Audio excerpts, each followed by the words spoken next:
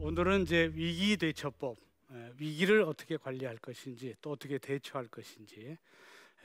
지금 현대는 정보화 사회라 정보의 그 전달 속도가 빛의 속도로 상당히 빨리 나가기 때문에 일단 어떤 위기가 오면 위기도 빛의 속도로 퍼집니다.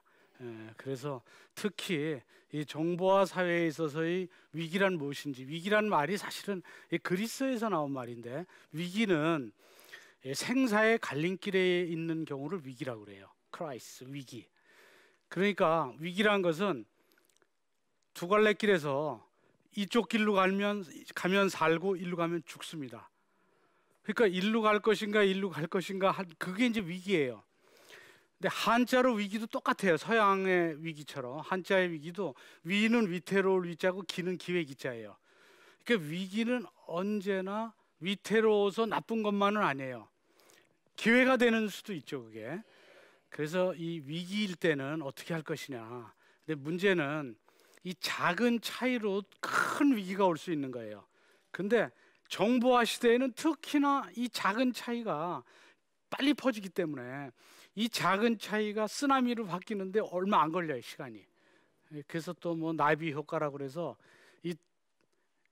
뉴욕에서 나비가 날갯짓하면 이 작은 날갯짓의 바람이 점점 태평양을 건너오다 커져갖고 여기 오면 태풍이 된대요. 그러니까 그 원천적으로 위기의 원인을 제거해야 되는 거예요. 그래서 위기 관리법 중에는 두 가지가 있는데, 하나는 리스크 커뮤니케이션이라고 그래. 그 리스크 커뮤니케이션이라는 건 뭐냐면 위기가 될 만한 거를 소통에 의해서 사전에 제거하는 거예요. 고부 갈등이 있다 그러면 고부 갈등으로 인해서 이혼의 위기가 되기 전에 미리 남편하고도 이 커뮤니케이션하고 고부 간에도 하고, 그래서 소통을 하고 대화를 통해서 무엇이 문제인지를 서로 다 해결해서 결국 문제를 푸는 것이죠. 뭐 국가 간의 문제도 그렇고 또 전 세계적인 문제도 그렇고, 위기를 풀기 위해서는 이런 소통에 의해서 푸는 것들이 이제 이른바 대화로 푸는 것이죠. 그래서 리스크 커뮤니케이션이 상당히 이제 중요하죠. 근데 리스크 커뮤니케이션에서 제일 중요한 문제는 뭐냐면, 대화가 안 되는 이유는 서로 자기 주장만 하니까 대화가 안 되는 거예요. 양보를 안 하니까. 그 아주 유명한 그 스승이 있었어요. 큰 스승이 있는데 제자 한 명을 키웠는데 스승보다 더 크게 될 정도로 굉장히 박학다식하고 하나를 가리키면 열을 아는데 너무 똑똑하니까 이 그릇이 작은 거예요. 그래갖고 뭐 무슨 일이 있으면 그걸 일일이 따지고 막 그러는 거예요. 사실은 뭐 정치 얘기를 여기서 할 건 아니지만 어느 분이 정치를 이렇게 얘기했어요. 정치 어떻게 하느냐 그랬더니 정치는 대박에 담긴 된장을 바가지로 푸듯하라, 이런 거예요. 여러분 대박 아시죠? 대박 네모 반듯하게 생겼잖아요. 거기에 된장을 담고, 바가지는 둥그렇죠. 그걸 퍼봐요. 그러면 귀탱이는 안 퍼지잖아요. 그러니까 그건 냉기라는 뜻이죠, 정치도. 근데 그걸 손가락으로 다 파버리면 그 정치가 안 되는 거예요. 생활 정치라는 게 있어요. 국회에서 하는 정치 말고 고부 간의 갈등, 이것도 정치인데 그걸 대박에 담긴 된장을 둥근 바가지로 푸듯 해야지. 그거를 정말 풀면 그러면 이제 갈등이 증폭되는 거죠, 더.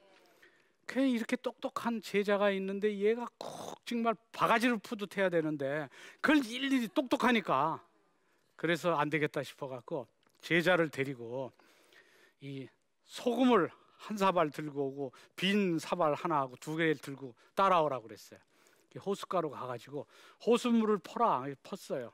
그리고 저 소금 한 주먹을 거기다 넣으라고 그랬어요. 쥐었고 마시라고. 그게 벌써 찡그리는데 왜 찡그리느냐? 그때 짤 것 같아서 찡그린데 맛보지도 않고 어떻게 짜냐? 맛봐라. 그랬더니 이제 그걸 마시니까 어떠냐? 짜대. 그래서 자기는 이거 짜는 거 다 안다 이거예요. 그래서 다시 그 다음에는 이제 또 한 줌을 맑은 호수니까 거기다 뿌리라고 그랬어요. 그랬더니 소금이 밑으로 쫙 깔아앉았잖아요. 자, 사발로 한번 떠서 먹어라 그랬더니 또 마시더니 맛이 어떠냐 했더니 맛이 달고 좋대요. 똑같이 네가 한 주먹에 소금을 넣었는데 왜 아까는 짰는데 지금은 짜지 않고 맛이 다느냐? 그랬더니 아까는 그릇이 작고 이거는 호수니까. 그러니까 논리적으로는 다 아는 거예요. 그래서 이 소금이라는 것이 고통이다 말하자면. 이게 위기고 기회고 반찬에 넣으면 간 맞지만 그냥 갖고 있으면 이게 인생의 고통이랄 수도 있는데, 네 그릇이 사발만하니까 이 고통을 참지 못하는 것이고, 네 그릇이 호수만하면 그것을 모두 포용을 한다. 그렇게 되면 네 그 넓은 포용력으로 온 세상 사람들한테 네가 하고자 하는 얘기들을 전달할 수 있는데, 네가 아무리 훌륭한 말을 해도 그 그릇을 가지고 누구를 포용하겠느냐. 이렇게 가르쳐 줬어요. 지금부터 네 그릇을 키우도록 노력해라. 그래갖고 그 제자가 그릇을 키워서 아주 큰 스승이 됐다고 합니다. 그러니까 사실은 리스크 커뮤니케이션은 전제가 그릇을 키워야 해. 그릇을 키우려고 노력해야 돼. 그래서 고부 갈등이 있으면 호수를 생각하세요. 호수에다가 소금을 넣었다. 아, 내가 이게 사발만 하니까 이 고부 갈등이 있구나. 이 그릇을 키워야지 돼. 그러니까 리스크 커뮤니케이션을 한다는 것은 그릇을 키워야 되니까 그 점에 대해서 그런 그릇을 키우겠다. 그러면 실천을 하세요. 실천을 하고 석 달만 습관을 하면 자동적으로 그릇이 커집니다. 점점. 그리고 한번 커지기 시작하면 더 커져요. 그릇이. 그러니까 그 리스크 커뮤니케이션을 잘 하기 위해서 그릇을 키우셔야 되고, 두 번째는 그런 커뮤니케이션을 내 그릇이 작아서 난 도저히 못한다 그래갖고 리스크가 생겼어요. 그럴 때는 매니지먼트를 해야 돼. 매니지먼트는 뭐냐면, 그 변호사가 하는 일들이 말하자면 리스크 매니지먼트예요. 무슨 사고가 생겼다. 누구한테 돈을 빌려줬는데 돈을 안 갚는다. 그러면 이미 문제가 생겼잖아요. 법적 갈등. 그럼 그걸 해결해 주는 게 변호사. 그러니까 변호사는 대부분 리스크 매니지먼트를 많이 하고, 근데 변호사가 때때로 리스크 커뮤니케이션도 하는 게, 돈 빌려줄 때 미리 와서 이거 돈 빌려줬다 못 받으면 어떻게 해요? 그럼 담보를 잡든지 계약서를 어떻게 하든지 그걸 미리 다 가르쳐 주죠. 이건 이른바 리스크 커뮤니케이션에 의해서 리스크를 줄여 준 거예요. 그걸 예방법학이라고 그래. 그러니까 사실은 예방법학을 해놓으면은 리스크 매니지먼트를 할 필요가 없죠. 근데 예방법학하면 돈 드니까 문제가 뭐 생기겠어? 이러다가 이제 더 큰 돈이 드는 거죠. 리스크 매니지먼트를 하게 되니까. 근데 이 리스크 매니지먼트 중에는 몇 가지가 있냐면, 첫 번째는 리스크가 많이 있는 게 이 SNS 시대에 제일 많은 게 루머예요. 여러분들도 뒷담화 같은 거 뭐 교회 뭐에선 많잖아요. 이 루머를 그냥 놔두면 굉장히 힘들어져요. 그 SNS 시대 너무 빨리 퍼지기 때문에. 그리고 여기에 있던 루머가 미국까지 퍼지는데 옛날엔 1년 걸렸거든요. 지금은 클릭하면 넘어가요. 그 전 세계로 퍼지는데 하루도 안 걸려요. 그래서 루머, 그 우리나라에 어느 여배우가 있었는데, 이 여배우가 무슨 뭐 아프리카 대통령이 왔는데 그 대통령의 흑인 아이를 낳았다는 거예요. 온 세상에 퍼졌어요. 근데 그 배우는 하도 같지 않은 얘기니까 그냥 놔뒀어요. 지금도 그게 진짜인 줄 알아요. 그래서 지금은 특히 그 루머 연예인들의 경우에는, 연예인은 이제 걸어다니는 중소기업인 그런 소득이 큰 연예인들도 많기 때문에 저 루머를 그냥 놔두면 무슨 뭐 CF라든지 이런 게 다 뭐 출연 이런 게 다 없어지잖아요. 그렇기 때문에 즉각적으로 대응해요. 그다음에 루머가 잘못 이게 됐을 때 그 일로 충격받아서 자살을 하고 극단적 선택하는 그런 연예인도 생겼기 때문에 지금은 저런 루머를 퍼뜨리는 사람에 대해서 형사고소해서 끝까지 추적해서 처벌해요. 근데 예전에는 그래도 팬 중에 한 사람일 텐데 네티즌을 고소하는 거는 자기 그 이미지에 영향이 있지 않나, 그래서 그런 고소 안 했는데 지금은 국민적 공감대가 생겼어요. 반드시 이 고소해서 처벌해. 그래야 루머와 처벌이 같이 언론에 있어야 자기가 할머니가 됐을 때 손자가 봐도 우리 할머니가 이랬네, 그래도 그 옆에 보면 거짓말이라 처벌받은 게 있어야, 아닌 게나 이것만 있어 버리면 그 나중에라도. 그래서 지금 리스크 매니지먼트는 그 저런 루머에 대해서 신속하게 대응을 해야 되고, 또 하나 이제 두 번째로 있는 것이 이제 범죄를 이제 범죄라는 것은 뭐냐면, 살다 보면 범죄를 저지르게 돼요. 뭐 음주운전 하다가 갑자기 도망가기도 하잖아요. 정상적이면 도망가지 않는데, 근데 이런 식으로 자기도 모르게 당황해서 범죄도 저지를 수도 있고 그런 일은 있을 수 있죠. 그런데 SNS 시대에는 범죄를 저지르면 죄만큼 처벌받으면 돼요. 근데 그거를 피하려고 하다 보면 작게 처벌받을 걸 어마어마하게 처벌받아요. 그게 왜 그러냐면 지금 SNS 시대가 돼서 그래. 그 일례로 여러분 램프 리턴이라고 땅콩 해양 사건 알죠? 그 램프 리턴이라는 건 뭐냐면 비행기가 출발하다가 비행기 안에 승객 중에 환자가 있으면 급히 관제탑에다 얘기해서 램프 비행기에 타는 램프 있죠. 그걸로 되돌리는 게 램프 리턴. 램프로 활주로로 가다가 돌아간다 하는 게 램프 리턴이잖아요. 근데 이제 그 항공사의 그 부사장이 자기가 차를 탔는데 승무원이 마카다미아라고 그 땅콩, 고급 땅콩이 있는데 그걸 봉지째 주니까 막 화가 난 거예요. 아니 이 오노인 나한테까지 이렇게 봉지째 주면 그러면 이게 정말 다른 항공사랑 경쟁이 심한데 그러면 이 주인의식이 없는 거 아니냐. 그러니까 막 화를 내다 보니까 너무 화를 내서 비행기 돌리라고 그래갖고 막 내리라고 그러고 막 이러다 보니까 이제 램프 리턴 사건이 일어났어요. 물론 이제 부사장도 암만 화가 나도 그러면 나중에 얘기를 하면 됐지. 그리고 땅콩도 봉지째 주는 게 또 매뉴얼이 맞대. 그게 더 깨끗하다고 그래서. 근데 그 당시에는 어쨌든 이렇게 닦아서 이렇게 접시에다 줘야 되는 거라고 생각했겠죠. 물론 그렇다고 그래도 나중에 해야 되는데 그렇게 하다 보니까 문제는 사실은 그건 하나의 해프닝이에요. 너무 열심히 자기 주인의식을 갖고 하다 보면 그럴 수 있겠다고 이해할지도 몰라요. 근데 문제는 그 다음이 문제인 거예요.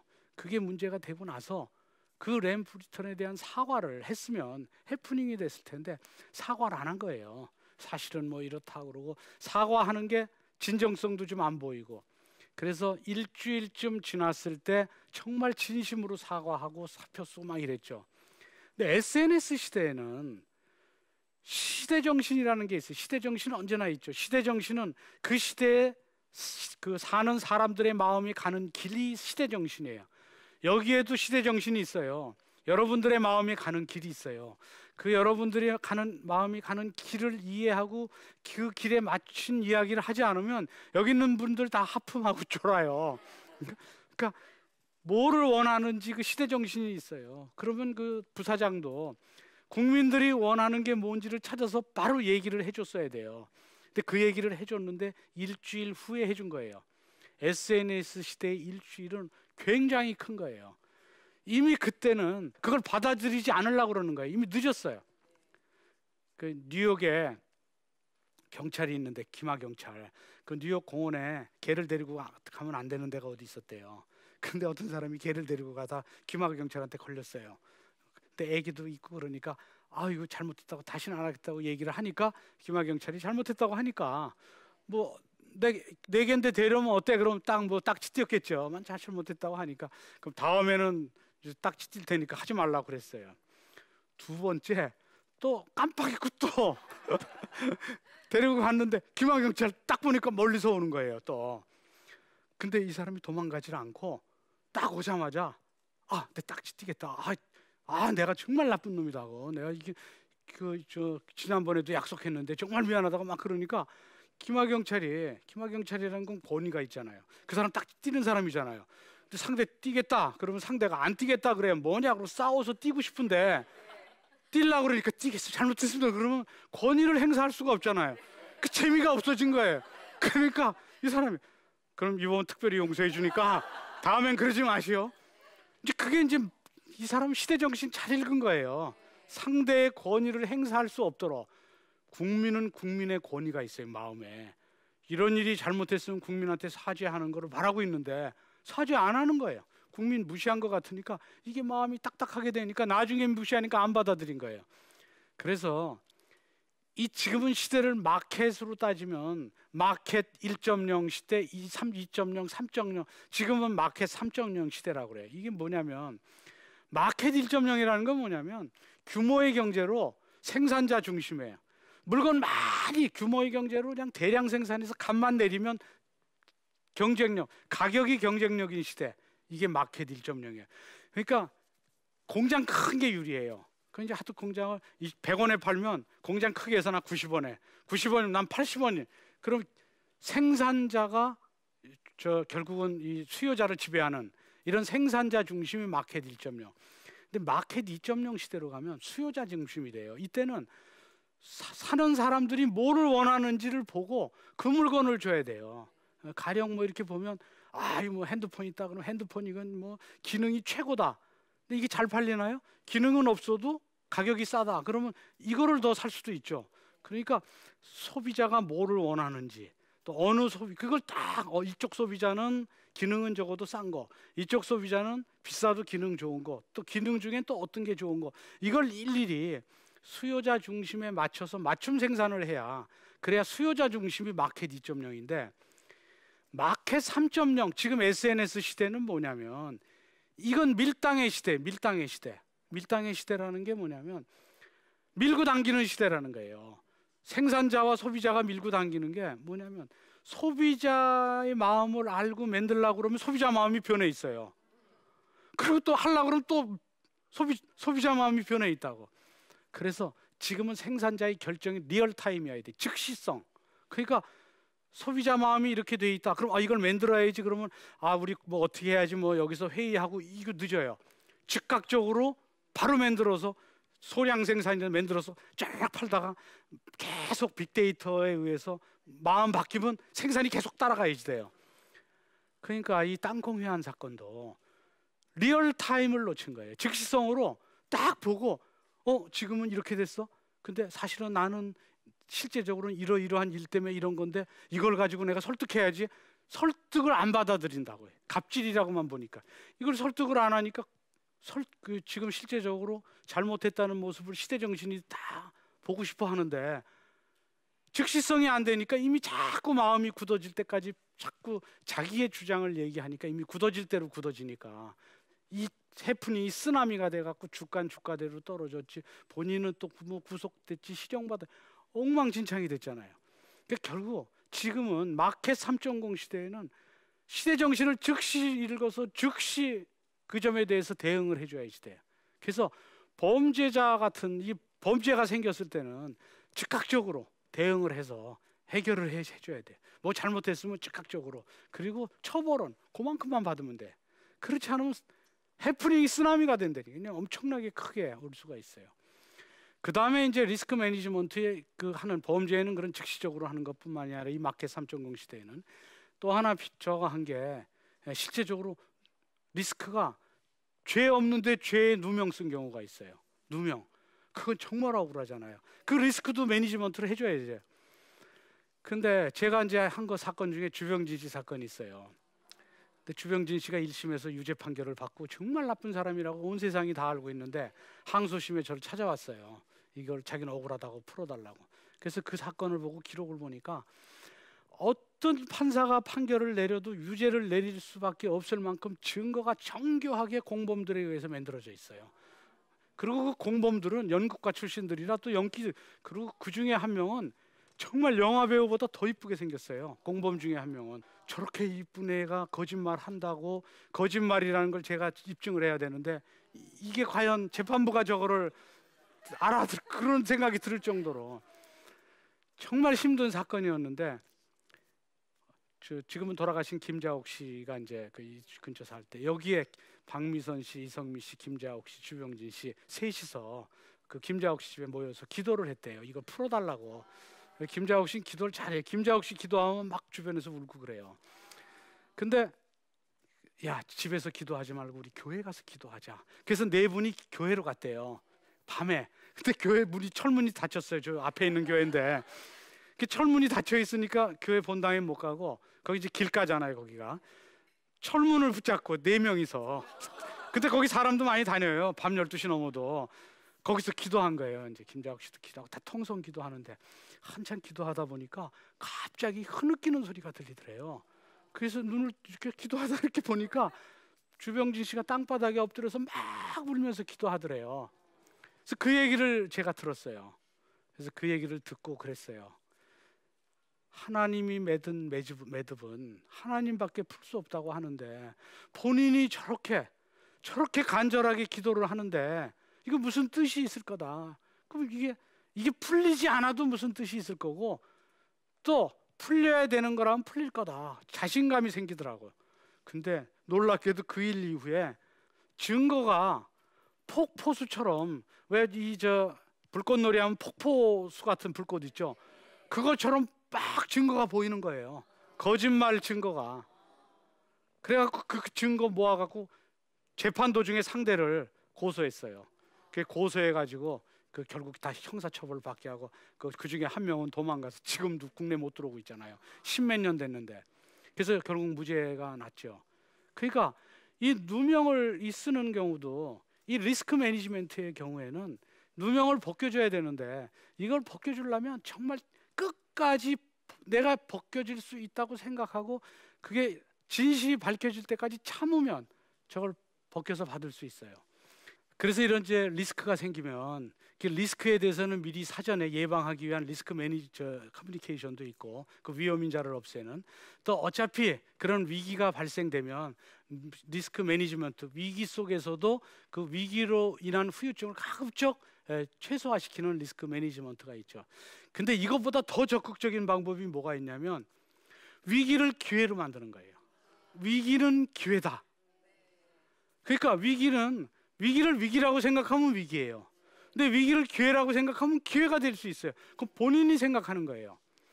일본 경영이신 마스시다 고노스케라는 사람이 있어요. 그 사람이 이제 내셔널 전기를 창업하고 무학자, 아주 초등학교도 별로 못 나온 사람인데, 이 사람한테 성공 비결을 물어봤어요. 네 성공 비결이 뭐냐? 그랬더니 성공 비결 세 가지를 얘기해요. 나는 못 배웠다. 나는 가난했다. 나는 너무 못 먹어서, 가난하니까 못 먹었겠죠. 쇠약했다. 이 세 가지가 성공 비결이래요. 그러니까 그게 무슨 성공 비결이겠어요? 그게 어떻게 성공 비결입니까? 그랬더니 나는 가난했기 때문에 어려서 구두 닦기도 하고 신문팔이도 하고 너무 많은 인생 경험을 배웠고, 또 경제관념도 생겼다. 가난하니까 경제 정말 돈 아끼는 근검 절약 정신도 배웠다는 거예요. 그리고 나는 쇠약했다. 못 먹어서 쇠약했기 때문에 평소에 계속 내가 하루에 일할 수 있는 시간은 너무, 다른 사람, 건강한 사람 하루에 20시간도 일하는데 나는 뭐 한 8시간밖에 못하니까 그 시간에 집중적으로 일을 했고 건강관리를 계속했다. 그래서 90몇 세까지 살아요. 그리고 또 하나, 못 배웠다.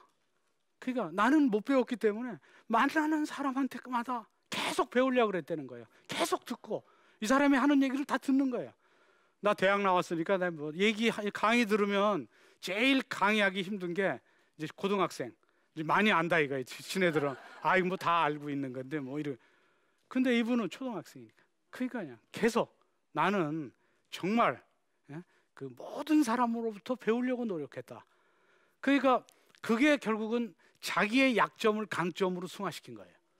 그래서 일본에서 경영의 신이라는 그런 뭐 세계 20대 기업인가 거기까지도 들어갔고, 뭐 계열사도 뭐 7, 80개나 되고, 뭐 직원도 뭐 굉장히 많고 큰 기업을 일으켰죠. 그러니까 위기가 오면 리스크 커뮤니케이션에 의해서 그 결국은 그 위기의 인자를 정말 다 없애면서 그릇을 키워요. 그리고 일단 위기가 오면 위기를 가급적 후유증을 최소화하는 매니지먼트를 하고, 그리고 또 적극적으로 자기 있는 그대로 내 있는 상황을, 이걸 위기라고 생각하지 말고, 가난이 위기가 아니잖아요. 아까 보면. 그리고 몸이 쇠약한 것도 위기가 아니고, 또 못 배운 것도 위기가 아니고, 헬렌 켈러를 보면 삼중고도 위기가 아니에요. 헬렌 켈러가 삼중고가 아니면 그분 하버드 갔을까요? 그분이 뭐 세계적인 위인이 됐을까요? 위기를 기회로 만든 많은 분들이 계시잖아요. 그러나 때때로 위기가 생길 때도 있죠.